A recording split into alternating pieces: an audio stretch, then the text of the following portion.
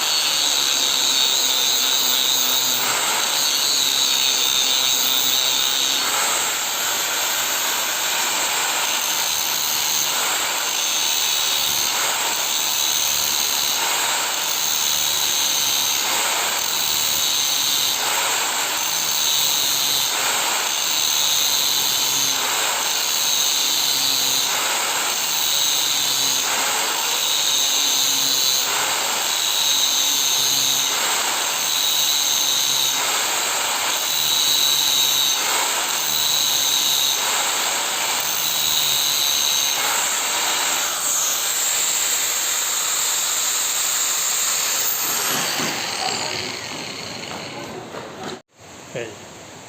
voi khat voi ni vel ka round to a hei khuar ve viau to a hi hianin om je chu hemi khuara hianin tian nat hian avalok le don en kina ti hian chung hei tur chu nia let machine a kalpo ngai lovin mani in grinder nei chuan no ve mai hi thil harsa ani lavani kan siam zo har don la hei siam zo trap chu ni to dar mai hei ikhan hun rei lo ta chungin alok pat ni siam zo der ani te hian hei to na ka sian kha an ta a hei hi ma ka nei sai pe kai ma siam thau ni hei yang hi ni om zia chu hetiang rot hian tian avalok ve le mai kha nia ti hian grinder in kanot mai ni tam tak chu nim hreto thawang tu na ka thil lo ti po hian mai ro chu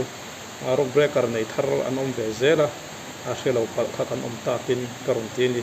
hei hi rock breaker sizil a chut na tak alok na kha ani tiang hian keima anin chuanin eng thir nge in ti chuan hei hi 407 kingpin khani athar ka han leya a hlui po zong lem lovin athar hi zathumin ka leya a hlui nei phei chuanin samte in sum siang vak lovin siam ve thei ani